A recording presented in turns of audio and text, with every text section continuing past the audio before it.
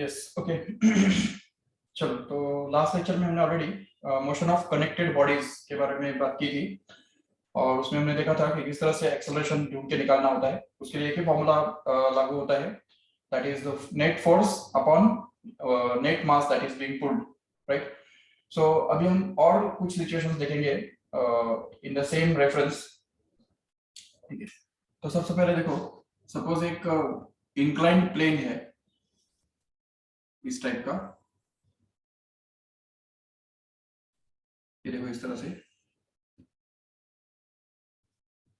Suppose that there is a pulley here, यहाँ पे एक पुली है और इस पुली के ऊपर से एक स्ट्रिंग पास हो रहा है, और इस स्ट्रिंग के साथ एक मास यहाँ पे लटक रहा है जिसको हम बोलेंगे m1 सपोज, और इसी स्ट्रिंग के ऊपर दूसरा एक मास लटक रहा है यहाँ पे, जिसको हम बोल सकते हैं m2। ओके, तो देखो अब ये दो मासेस इस तरह से है, और अभी इसमें just suppose by default m1 is greater than m2, due to which this whole system is getting accelerated in this direction, suppose with an acceleration a here. Okay, so what will be the acceleration? How can we find out? उसके लिए ये हमको समझना होगा कि सबसे पहले इसके ऊपर कौन सा फोर्स काम कर रहा है। देखो, एक तो m1g इतना फोर्स काम कर रहा है डाउनवर्ड डायरेक्शन में, right. At the same time, tension in this string is pulling it in the upward direction. You can call it as T here. Okay. So the same tension through the string will exert the force on this second mass, and that will be T, and that will be exerted in this direction here. You can call it as T. And at the same time, this mass M2 will experience a force due to gravity in a downward direction, which is denoted by M2G here. Okay. M2G इतना force उसके ऊपर काम करेगा downward direction में। Yes, suppose that this angle here is actually going to be alpha. Okay, अगर ये angle alpha है तो उसमें हम बोल सकते हैं पे ये, चलो थीटा ले सकते हैं, theta is the angle. Okay, so अभी इसके लिए जो इक्वेशन बनेगा वो तो हम आराम से तैयार कर सकते हैं, क्योंकि since this whole system is accelerated downwards, we can say the acceleration of this m1 is also in the downward direction, and hence we can say that if we apply the Newton's law, then the net acceleration, net force active on this is going to be m1g minus t, correct है। ये हो गया net force, जो कि m1 into a के बराबर रहने वाला है, जिसको हम इक्वेशन नंबर 1 बोल सकते हैं, ठीक है। ये हमारा फर्स्ट इक्वेशन।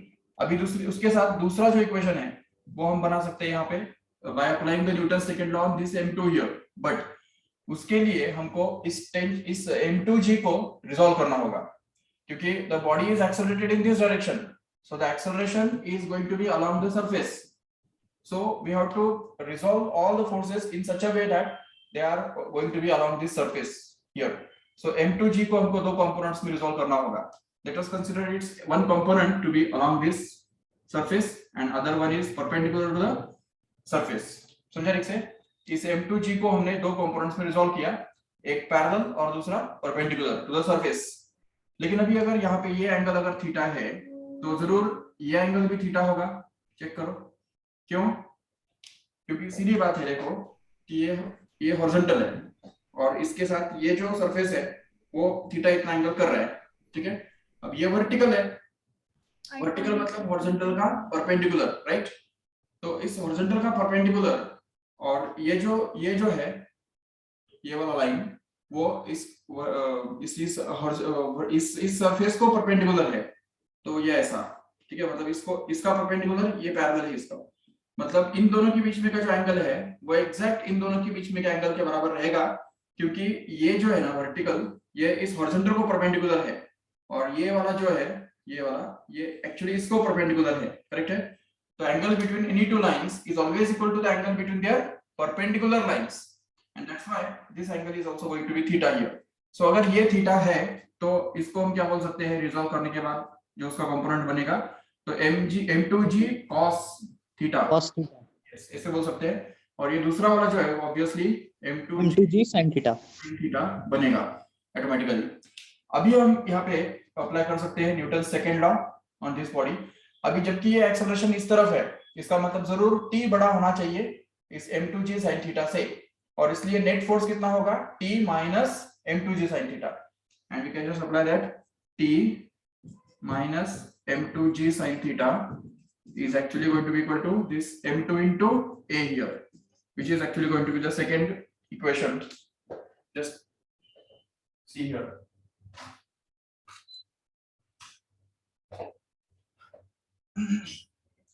इन दोनों को सॉल्व करने से हमको एक्सेलरेशन भी मिलेगा और टी भी मिलेगा। तो टी मिलने के लिए, सॉरी, एक्सेलरेशन मिलने के लिए सबसे पहले क्या करना होगा, इन दोनों इक्वेशंस को ऐड करना होगा।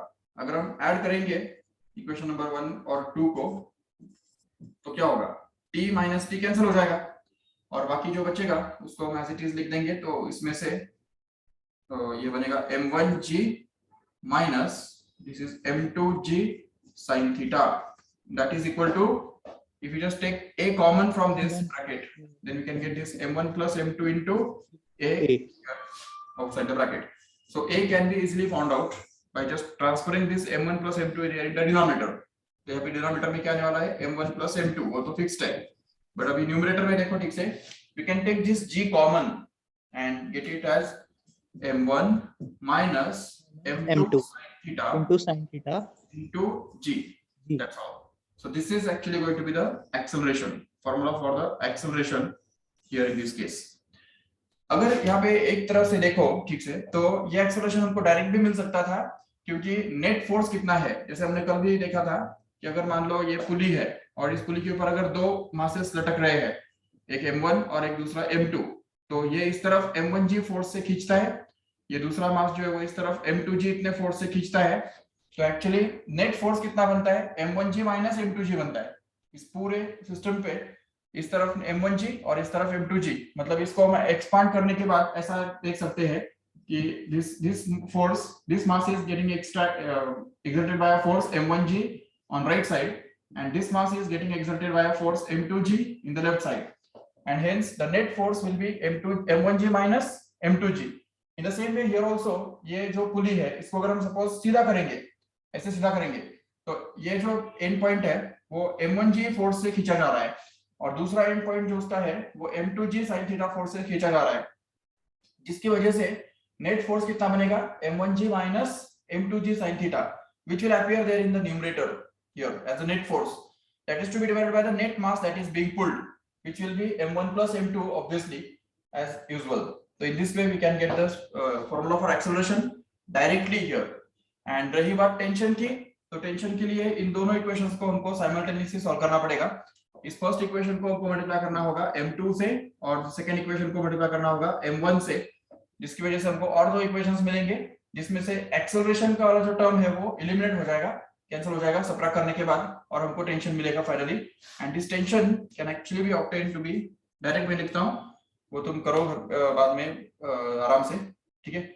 सो tension is actually found out to be, देखो इसको जब हम m2 से मल्टीप्लाई करेंगे तो यहाँ पे m1 m2g आएगा और ये तो चलो कैंसिल होने वाला है, और m1 को मल्टीप्लाई करने से इधर m1 m2g sin थीटा आएगा, और जब हम टेंशन निकालने के लिए ट्राई करेंगे तो 2m1 m2g m1 plus m2 तो बनेगा ही, नीचे डिवाइड होगा ही, लेकिन ऊपर में जो बचेगा वो लिख सकते हैं आराम से,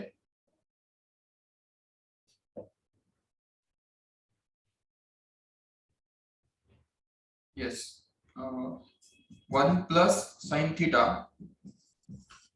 into m1 m2 g upon m1 plus m2 here.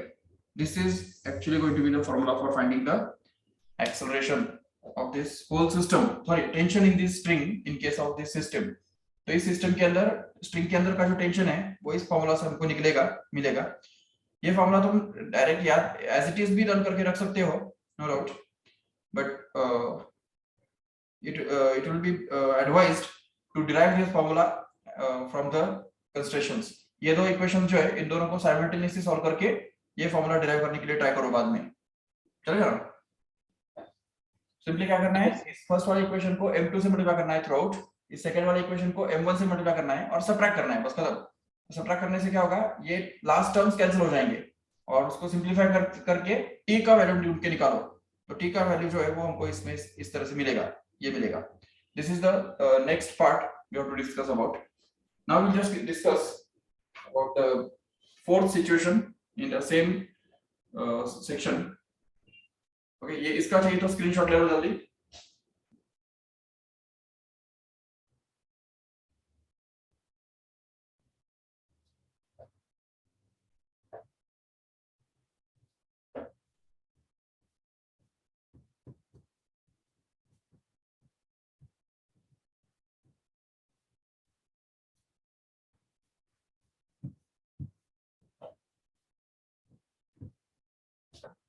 अभी इसमें तो चलो ठीक है, फिर भी एक ही सरफेस बेंड था, मतलब एक ही सरफेस इंक्लाइंड था, राइट? अगर दोनों सरफेसेस इंक्लाइंड हो तो क्या होगा?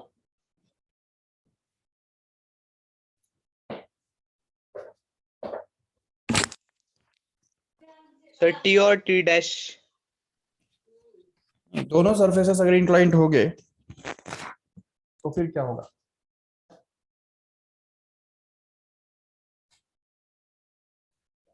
देखो ऐसे, suppose this is the one of the surfaces and this is another surface.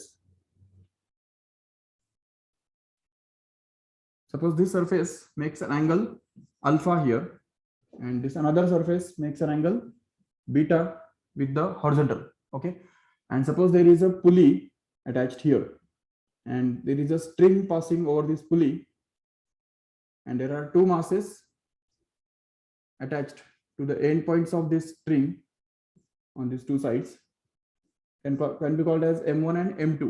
Okay, इसको हम M1 बोलेंगे, ये जो मास है वो M2 उसको बोल सकते हैं. ठीक है, अभी सोचो कौन से फोर्सेस एक्ट हो रहे होंगे. Suppose by default that the whole system is accelerated in this direction. Suppose, या कैसे भी उल्टा भी कर सकते हो, कोई प्रॉब्लम नहीं वैसा. Suppose that this whole system is accelerated in this direction, so M2 will accelerate this way with an acceleration a, and this M1 will also accelerate in this way direction with an acceleration a, okay, along the surface. Yes, so if we just want to apply the Newton's second law on each of these masses, then first of all we'll have to resolve the forces, right? So what is the force acting on this M1 here? एक तो gravitational force M1g जिसको हम बोल सकते हैं, और दूसरा tension, right? So this is the tension in the string. We can denote it by T here. Okay. And M2 का क्या? M2 पे भी देखो, एक तो M2G acting in the downward direction again, and tension in the string is acting in this way. T dash. नहीं, T ना, string तो एक ही है ना. यही Yes sir, हाँ T yes. आपको इधर आ रहा है, इसलिए जब तक string सेम है तब तक टेंशन सेम, नो डाउट. सो ये T है. अभी इसमें देखो ठीक से कि इस M1G को हमको रिजॉल्व करना होगा दो कंपोनेंट्स में, जिसमें एक कंपोनेंट आएगा अलोंग द सरफेस और दूसरा होगा परपेंडिकुलर टू द सरफेस. इधर भी वैसे ही करना पड़ेगा, एक अलोंग द सरफेस और दूसरा perpendicular to the surface. But इसमें अल्फा इधर का जो एंगल है वो यहाँ पे अपीयर करेगा, अभी जैसे हमने देखा था, और ये जो बीटा है वो अपीयर करेगा इधर. This angle will be actually beta here. So we can just denote and resolve this force M1G in two components, one of which is going to be M1G into cos theta, and here it will be M1G into sin theta. Okay, Sin so alpha.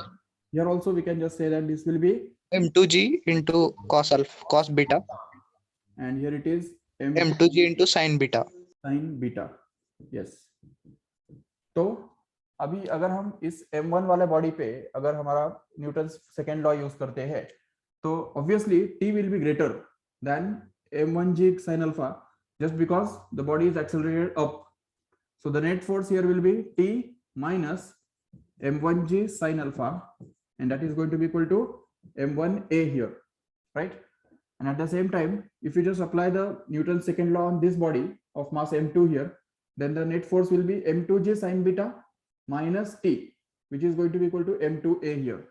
So here it is M2G sin beta minus T is equal to M2A as a final. So that we can just add these two equations. This equation number 1, this equation number 2. Tension will be cancelled. And what we are left with is, see here, m2 m2g sin beta minus m1g sin alpha. and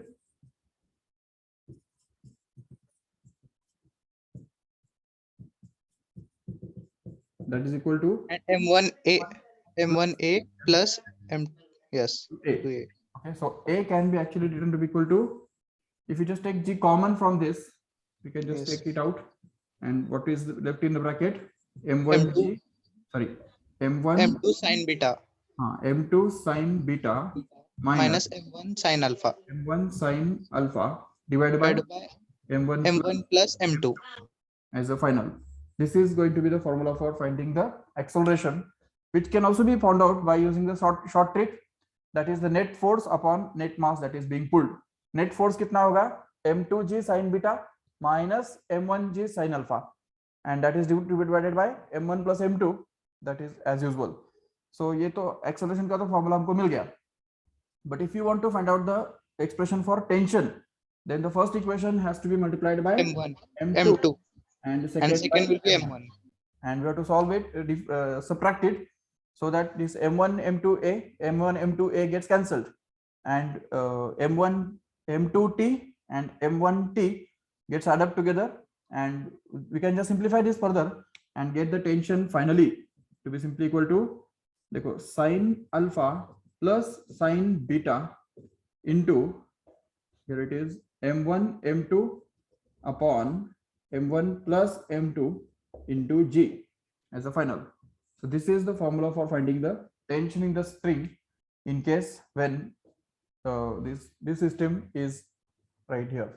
तो मतलब अगर दो incline planes है जिसमें से एक alpha और दूसरा बीटा इतना एंगल करता है, तो ऐसे केस में जो एक्सेलरेशन है वो इस फॉर्मूला से मिलता है, और स्ट्रिंग के अंदर का जो टेंशन है वो इस वाले फॉर्मूला से हमको मिलता है. इसमें देखो, अगर मान लो कि बाय चांस एक जो एंगल है वो अगर बीटा जो है वो अगर 90 हो जाता है, तो पता है क्या होगा? ऐसा सिचुएशन बनेगा, है क्या नहीं? जो कि हमारा लास्ट वाला सिचुएशन ही बनेगा कि नहीं, उस लास्ट में जो हमने डिराइव किया था. तो अगर बीटा इक्वल टू 90, ये वैल्यू अगर हमने डाल दिया इस फॉर्मूला के अंदर और इस फॉर्मूला के अंदर, तो हमको लास्ट वाला फॉर्मूला मिल जाएगा. चेक करो ठीक से. इधर यहाँ पे sine beta will be sine 90 which is 1, तो 1 प्लस साइन अल्फा, ये 1 प्लस साइन थीटा हमको मिला था ना अभी लास्ट टाइम, लास्ट इसमें, तो वो वही फॉर्मूला है, वो हम इसमें से भी डिराइव कर सकते हैं by putting the value of beta equal to 90 here. And if suppose by chance alpha is also becomes 90, तो उस केस में क्या होगा? अल्फा अगर 90 बनता है तो उस केस में क्या होगा? ये जो पुली है, ये पुली के दो अलग अलग साइड्स में जो मासेस है वो बिल्कुल वर्टिकली लटक रहे होंगे, और उस समय जो फॉर्मूले हमको मिलेंगे वो बिल्कुल सबसे पहले वाला सिचुएशन में जो हमको मिले थे वही मिलेंगे. क्योंकि यहाँ पे क्या होगा, ये जो अल्फा और बीटा दोनों अगर 90 बन गया, तो इधर sine alpha will be 1 because sine 90 will be 1 and sine 90 will be 1 again, हो जाएगा. 1 becomes 2, and here it will be 2 m1 m2 upon m1 plus m2 into g, which is the formula for tension obtained in this situation here.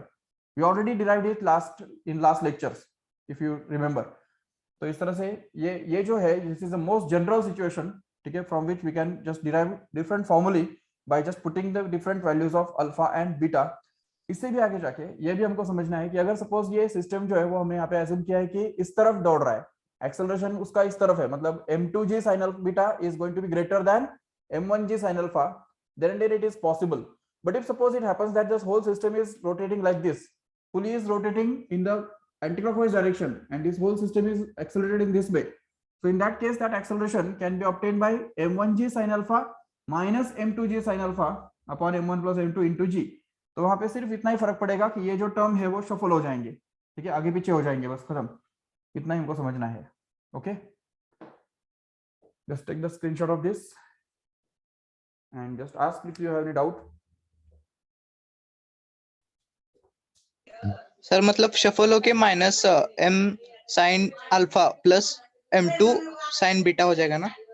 हाँ, minus ये minus जो है वो plus बनेगा, तो ये टर्म पहले लिख सकते हैं उसको, और ये वाला टर्म को बाद में लिख सकते हैं. Yes yes. उल्टा पुल्टा हो जाएगा वो, बट एक्सेलरेशन का मैग्नीट्यूड उतना ही रहेगा, वो चेंज नहीं होगा.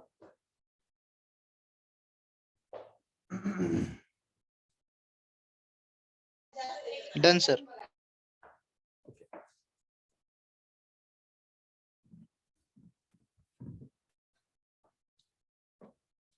Now we'll just understand some basic concepts and their applications related to the pseudo force. उससे पहले ये तुमको पता होना जरूरी है कि what is real force. I hope you are all knowing that what do you mean by real force.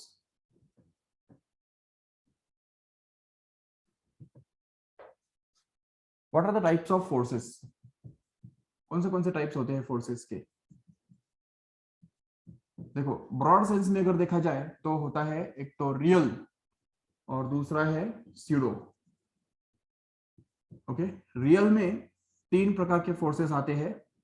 एक होता है ग्रेविटेशनल, दूसरा होता है इलेक्ट्रोस्टैटिक और इलेक्ट्रोमैग्नेटिक वी कैन से, और तीसरा होता है nuclear force.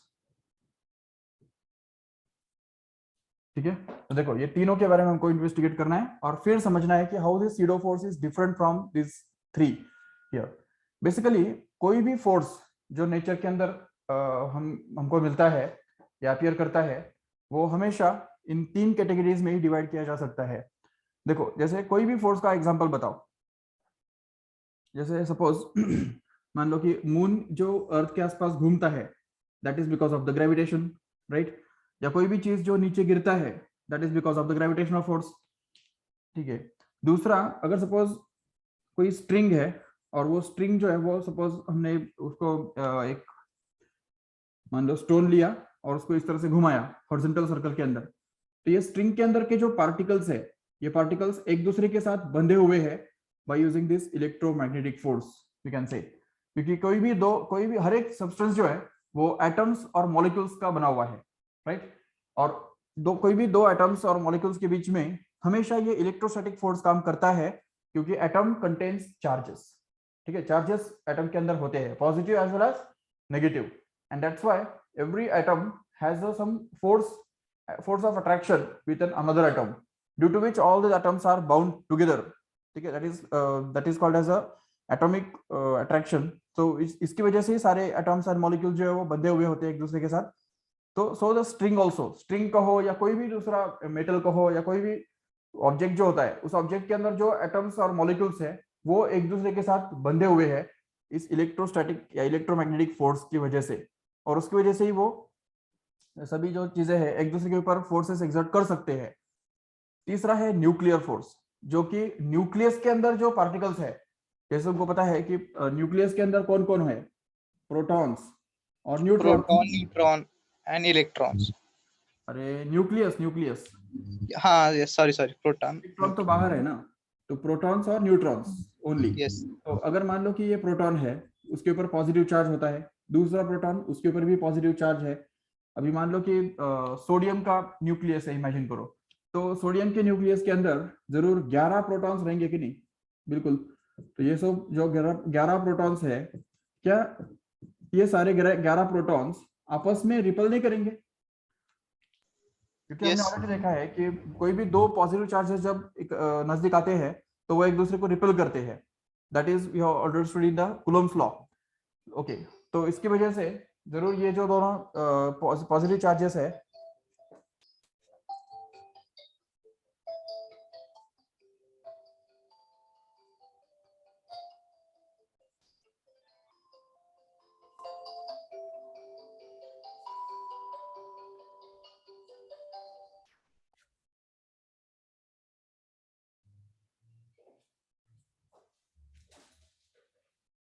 just wait.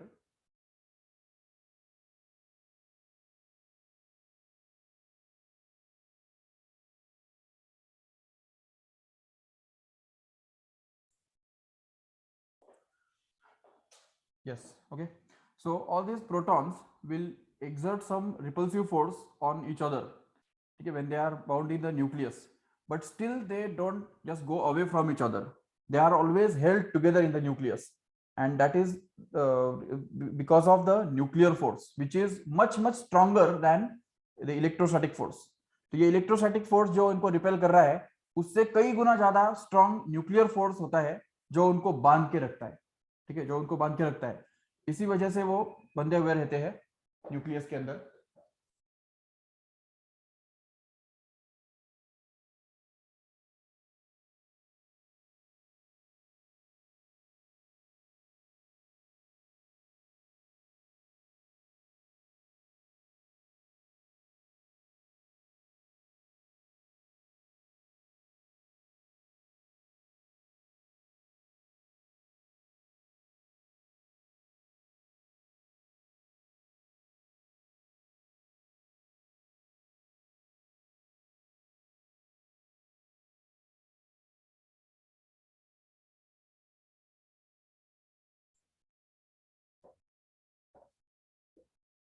So this nuclear force is much stronger than the electrostatic force, which binds all these nuclear particles together in the nucleus.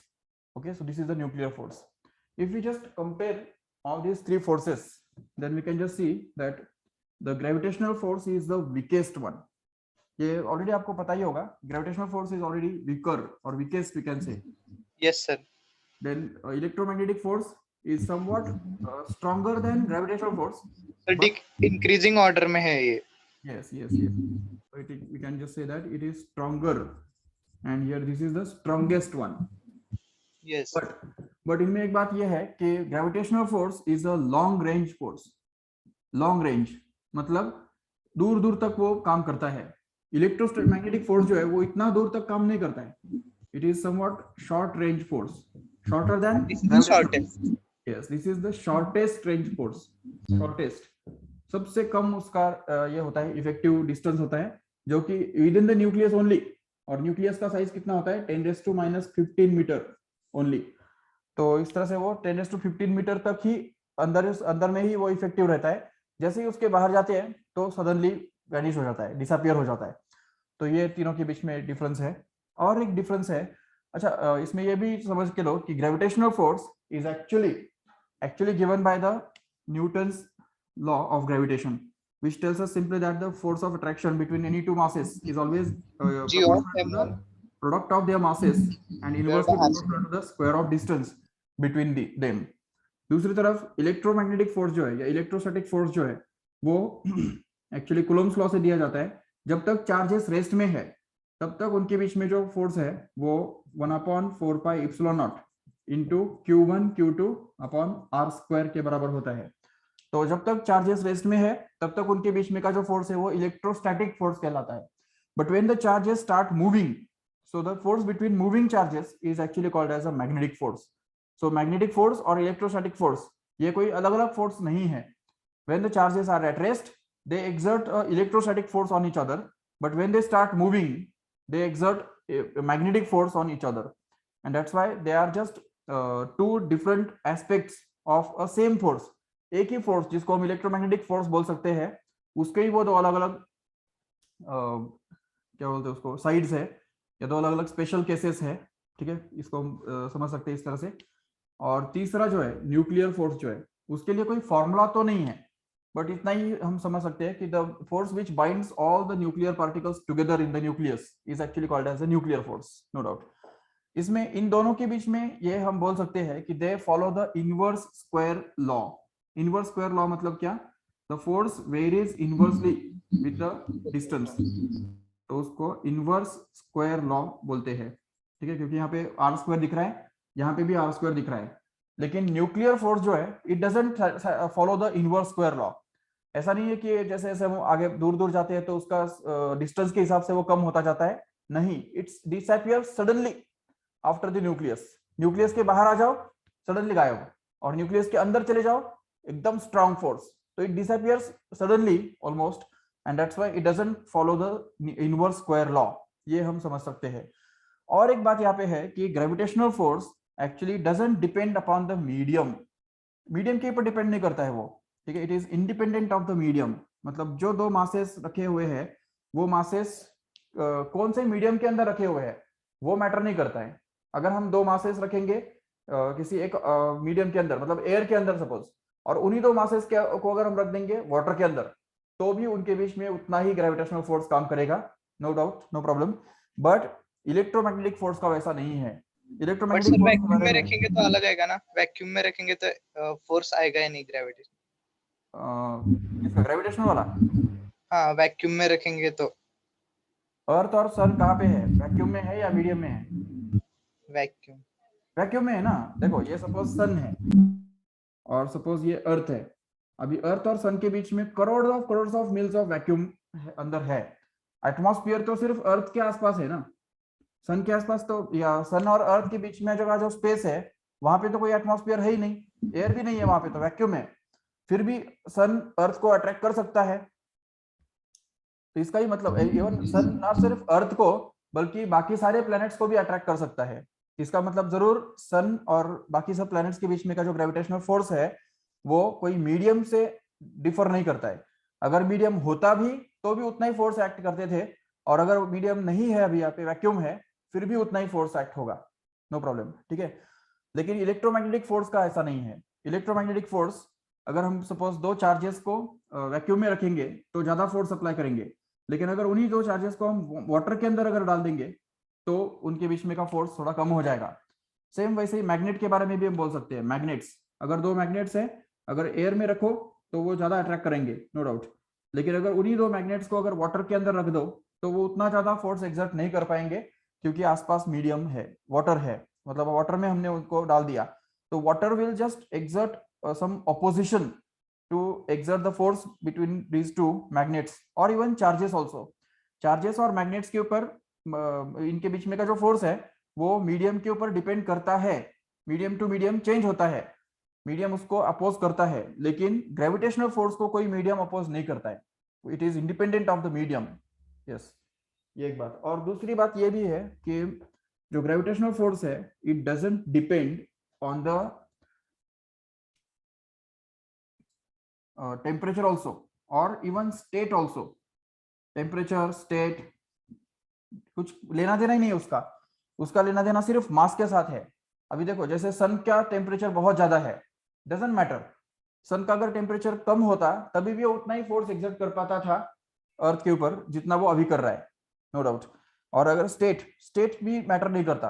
अभी सपोज कोई प्लेनेट जो है वो अगर सपोज सॉलिड है, सॉलिड स्टेट में है, तो भी वो उतना ही फोर्स एक्सर्ट करेगा या एक्सपीरियंस करेगा।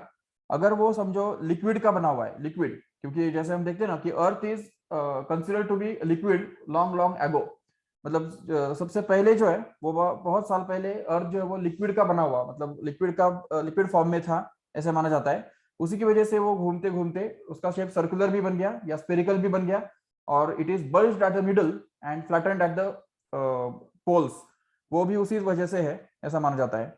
जिसके कारण हम देख सकते हैं कि स्पेरिकल शेप जो है वो लिक्विड फॉर्म की वजह से आया है। तो अगर लिक्विड फॉर्म में जब ये थे तो उस समय भी उनका वही अट्रैक्शन फोर्स था, और अगर वो अभी सॉलिड बन गया तभी भी उतना ही फोर्स एक्ट हो रहा है उनके बीच में। इवन सन जो है, sun is made up of gases, even in spite of that it can exert the same force.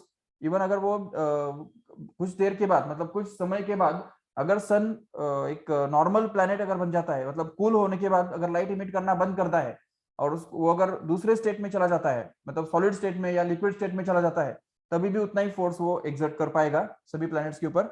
इसी का मतलब है कि gravitational force doesn't depend on the temperature and state, but electromagnetic force का ऐसा नहीं है। तो ये सारे डिफरेंस पॉइंट्स है, ये देख सकते हो। ओके, तो ये, लेकिन ये तीनों जो है ना, ये तीनों को मिला के हम क्या बोलते हैं? रियल फोर्स बोलते हैं। Real force, real force which is actually practically the force which is exerting between the two objects। Gravitational force हो गया या न्यू इलेक्ट्रोमैग्नेटिक फोर्स हो गया या न्यूक्लियर फोर्स हो गया, ये एक्चुअली प्रैक्टिकल में है, एग्जिस्ट करते हैं, रियल में एग्जिस्ट करते हैं। लेकिन there are some forces which do not exist in real but they has to be imagined। उनका एग्जिस्टेंस हमको इमेजिन करना पड़ता है, तभी जाके हम न्यूटन्स लॉज अप्लाई कर पाते हैं, और उनको सीडो फोर्स कहा जाता है। उसका एग्जांपल हम देख सकते हैं अभी आराम से। ये इसका चाहिए तो स्क्रीनशॉट ले सकते हो आराम से।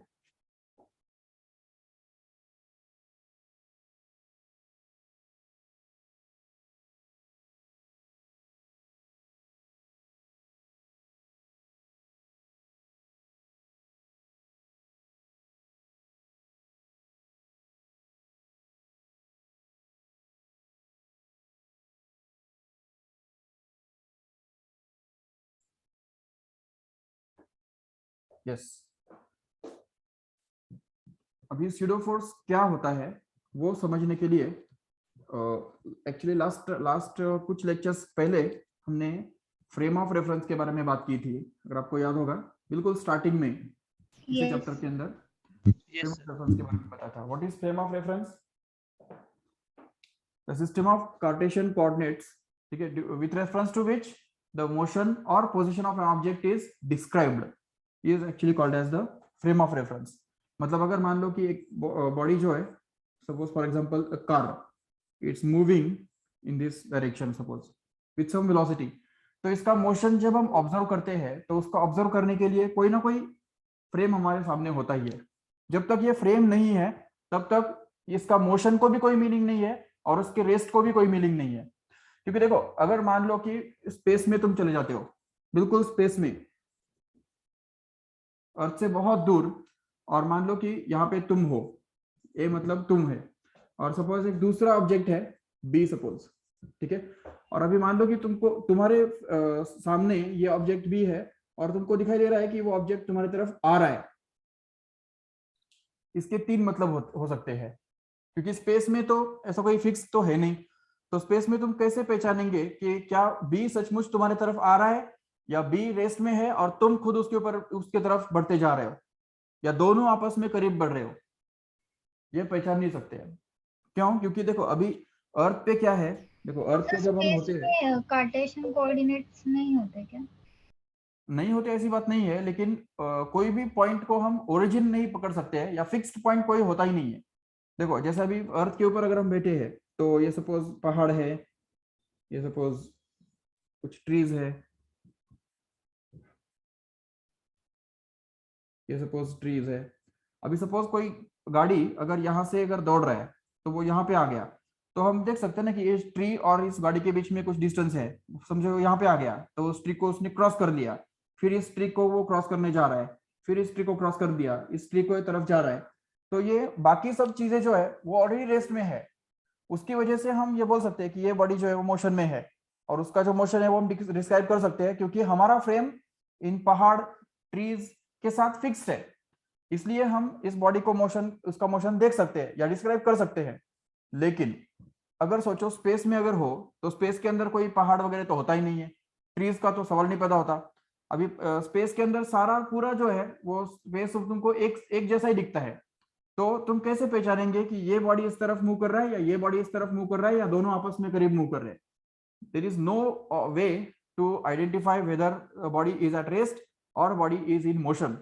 What we can do is just we can understand that the relative velocity can be found out. मतलब हम इतना ही बोल सकते हैं कि B is moving with some velocity relative to B, ऐसे हम बोल सकते हैं। तो इसलिए यहाँ पे ये जरूरी हो जाता है कि हमारा फ्रेम ऑफ रेफरेंस क्या है। अगर हम A को फ्रेम ऑफ रेफरेंस मान लेते हैं तो फिर A के साथ हमारा फ्रेम ऑफ रेफरेंस फिक्स हो जाएगा, तो हमारा ओरिजिन A पे रह जाएगा। So A can be considered to be at rest by default and B will be considered to be in motion. Even if A is moving, still we will consider A is at rest, but and B is in motion. Okay, because in the space, it doesn't matter whether something is moving or something is at rest. It doesn't matter really, and that's why we can say relative motion. That is, it is the relative motion which matters. ठीक है, it is the relative motion which matters. मतलब relative motion matter करता है, बाकी absolute motion जो है वो absolute velocity जो है वो मैटर नहीं करता है। ए मूव कर रहा है या बी मूव कर रहा है उससे कुछ फर्क नहीं पड़ता है, उससे जो रिजल्ट हमको मिलेंगे वो रिजल्ट इसमें भी मिलेंगे। अगर हम ए को अगर रेस में मान लेते हैं और बी को मोशन में मान लेते हैं तभी भी वही रिजल्ट्स मिलेंगे, या अगर बी को हम रेस में मतलब बी को अगर रेस में मान लेते हैं तो भी चलेगा। देखो सपोज अगर बी को हमने रेस में मान लिया और बी का क्या क्या सो मुझे नहीं समझा स्पेस वाला पार्ट। ओके देखो स्पेस में थोड़ा इमेजिन करो, सपोज हम स्पेस में है तो अभी हमको पता नहीं कि हम मोशन में है या नहीं है, ठीक है, लेकिन सिर्फ हमको इतना ही दिख रहा है कि सामने वाला एक बॉडी जो है वो हमारे तरफ आ रहा है, इतना ही हमको दिख रहा है। अभी हम मोशन में हो भी सकते हैं, नहीं भी हो सकते हैं। तो अगर हमको कोई बॉडी अगर हमारे तरफ आता हुआ दिखता है तो इसका तीन मतलब हो सकते हैं, तीन पॉसिबिलिटीज हो सकते हैं, मतलब पॉसिबिलिटीज कि सचमुच ऐसा हो सकता है कि हम रेस्ट में है और हमको ये जो बॉडी है वो हमारे तरफ आ रहा है, तो उसकी वजह से भी हमको वो बॉडी इस तरफ आता हुआ दिखाई देगा, ठीक है। दूसरा पॉसिबिलिटी ये है कि बॉडी बी जो है वो रेस्ट में है और हम इस तरफ बढ़ रहे हैं कुछ वेलोसिटी से, तो तभी भी देखो हमको दिखाई क्या देगा, हमको अपना खुद का मोशन दिखाई नहीं देगा, क्योंकि स्पेस के अंदर कोई जर्क्स तो बैठते नहीं है। जैसे ट्रेन के अंदर अगर हम बैठे हैं तो ट्रेन का जो पटरी है वो पटरी के अंदर जो होल्स होते हैं उनके ऊपर जब पटरी व्हील्स जब पटकते हैं तो आवाज भी आती है और हमको जर्क्स भी बैठते हैं ना कुछ, तो हमको झटका भी बैठता है और उस झटके की वजह से पता चलता है कि हम मोशन में है। लेकिन स्पेस में तो ऐसा कोई फ्रिक्शन तो होने वाला नहीं है, या स्पेस में कोई झटका तो बैठने वाला नहीं है मोशन की वजह से। अगर हम मूव कर भी रहे हैं तो भी हमको पता नहीं चल सकता कि हम मोशन में है या रेस्ट में है। तो इसलिए अगर हम मोशन में है, उस तरफ जा रहे हैं, तो हमको ऐसा ही लगेगा कि हम रेस्ट में है। और ये बॉडी जो है वो भले रेस्ट में है, लेकिन वो बॉडी हमको अपनी तरफ आता हुआ नजर आएगा, मतलब हमको अपनी तरफ बढ़ता हुआ दिखाई देगा। तो इसलिए ये दोनों सिचुएशंस बिल्कुल इक्विवेलेंट है। इसलिए हम क्या करते हैं कि स्पेस के अंदर कौन एक्चुअली मूव कर रहा है वो हम उसके ऊपर हम ज्यादा फोकस नहीं करते, उसके ऊपर हम ज्यादा ध्यान नहीं देते, बल्कि सिर्फ हम ये कंसिडर करते हैं कि कोई भी एक बॉडी को हम रेस्ट में समझ सकते हैं, कोई भी एक पर्टिकुलर पॉइंट को हम ये कर सकते हैं, फ्रेम ऑफ रेफरेंस सिलेक्ट कर सकते हैं। किसी एक पर्टिकुलर पॉइंट को अगर हम ओरिजिन सिलेक्ट कर लेते हैं तो उस केस में फिर ये आसान हो जाता है कि ये जो बॉडी है वो इस तरफ मूव कर रहा है, या ये बॉडी जो रेस्ट में है। तो किसी भी बॉडी को रेस्ट में है या मोशन में है, ये बोलने के लिए हमको पहले ये पता होना जरूरी है कि हमारा फ्रेम ऑफ रेफरेंस कौन सा है, कहाँ पे है। तब जाके ये सेंसिबल बनता है, मतलब इट मेक सेंस कि बॉडी ए मूव कर रहा है या बी मूव कर रहा है, या कौन से डायरेक्शन में किस वेलोसिटी के साथ मूव कर रहा है। तो पोजीशन या किसी भी बॉडी का मोशन डिस्क्राइब करने के लिए जरूर हमको ये मतलब कार्टेशियन कोऑर्डिनेट सिस्टम जरूर हमारे सामने होना जरूरी है। एक फिक्स्ड कार्टेशियन कोऑर्डिनेट सिस्टम होना जरूरी है, जिसको हम बोल सकते हैं फ्रेम ऑफ रेफरेंस। इसको ही फ्रेम ऑफ रेफरेंस बोला जाता है। अभी ये जो फ्रेम ऑफ रेफरेंस है वो भी दो अलग अलग टाइप के हुआ करते हैं। एक होता है नॉर्मल, मतलब जिसको हम इनर्शियल बोल सकते हैं, inertial frame of reference, which is either at rest और it's moving with constant velocity. क्योंकि अगर मान लो कि हमने इस ए को अगर हमारा फ्रेम ऑफ रेफरेंस सिलेक्ट कर लिया और ए जो है वो कांस्टेंट वेलोसिटी के साथ मूव कर रहा है, आगे बढ़ रहा है, तो भी उस फ्रेम ऑफ रेफरेंस को हम क्या बोलेंगे, इनर्शियल फ्रेम ऑफ रेफरेंस बोलेंगे। Inertial means ideal, which is the frame which is moving with constant velocity or which is already at rest। तो जो फ्रेम ऑलरेडी रेस्ट में है या जो कांस्टेंट वेलोसिटी के साथ मूव कर रहा है उसको हम इनर्शियल फ्रेम बोल सकते हैं। और जो फ्रेम एक्सेलरेशन के साथ मूव कर रहा होता है उसको हम नॉन इनर्शियल फ्रेम बोलते हैं, non inertial.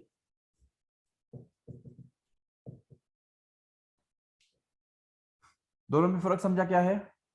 Inertial means it should be at rest और it should be moving with respect with constant velocity, ठीक है, जो भी है। लेकिन नॉन इनर्शियल, हाँ सर बट आपने तो बोला कि हमें पता नहीं है कि कौन सी बॉडी रेस्ट में और कौन सी बॉडी मूव कर रही है एक दूसरे की तरफ, तो हम कैसा अज्यूम करेंगे कि वो रेस्ट में है या कांस्टेंट है? वही ना, कि जब तक हम फ्रेम ऑफ रेफरेंस सिलेक्ट नहीं करते हैं तब तक हमको वो पता नहीं चल सकता कि कौन सा बॉडी रेस्ट में है और कौन सा बॉडी मोशन में है, ठीक है ना। लेकिन अगर हम फ्रेम ऑफ रेफरेंस अगर सिलेक्ट करते हैं, if some Cartesian coordinate system is chosen as a frame, मतलब अगर उसको हम फिक्स, अगर जैसे सन है, सन को अगर सपोज हम फिक्स कंसिडर कर लेते हैं कि जहाँ पे सन खड़ा है वो हमारा ओरिजिन है और उसमें से पास होने वाला X axis, Y axis, Z axis सब अगर हम सपोज कंसिडर कर लेते हैं, तो उसके हिसाब से फिर समझ सकते हैं ना कि ये बॉडी मोशन में है या ये बॉडी रेस्ट में है या कोई भी बॉडी कौन से डायरेक्शन में मूव कर रहा है।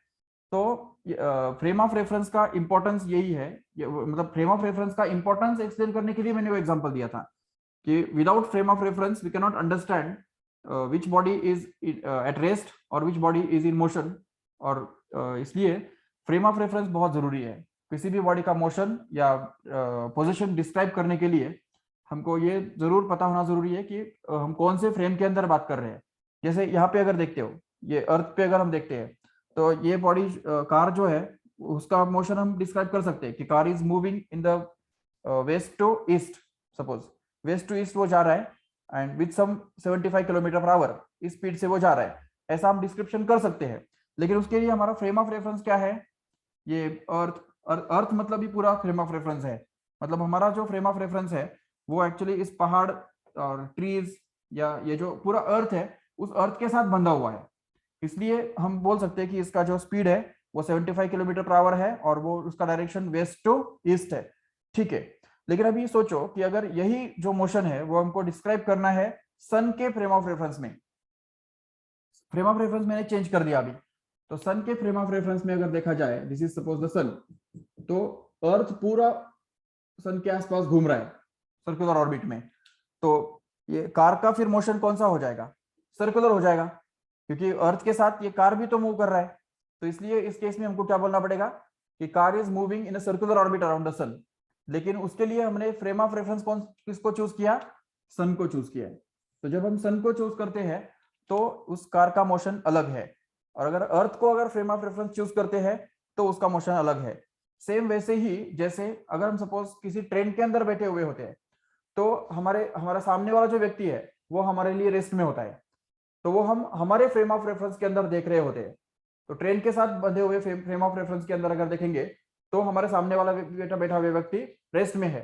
लेकिन वही अगर हम सपोज बाहर वाले फ्रेम ऑफ रेफरेंस के अंदर अगर देखेंगे, पैसेंजर जो बाहर होता है प्लेटफॉर्म पे होता है, उसके फ्रेम ऑफ रेफरेंस के अंदर अगर देखेंगे तो हम खुद रेस्ट में है।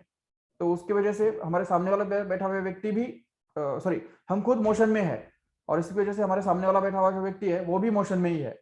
लेकिन वो मोशन हमारे फ्रेम में हमको दिखाई नहीं देगा, वो जब हम बाहर वाले फ्रेम के अंदर देखेंगे तो दिखाई देगा।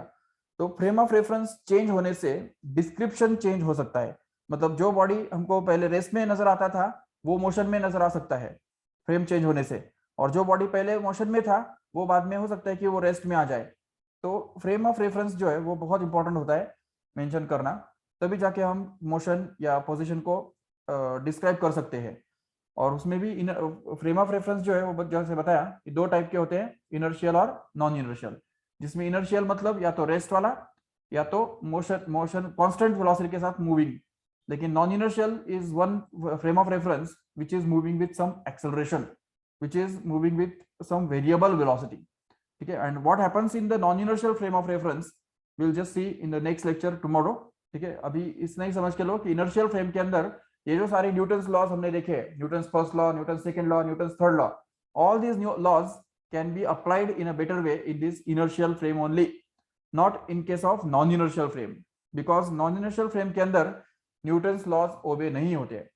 ठीक है, उसके भी एग्जांपल्स हम कल देखेंगे, कल के लेक्चर में डिटेल में, तो इसके ऊपर थोड़ा सा और सोच के रखो ठीक से। ठीक है, so let us stop here, time भी हो गया है already. Yes, and I have just uploaded all the question papers in your app, so you have to submit the answer papers up to 30th of November. Okay, so just stop here. Thank you all of you.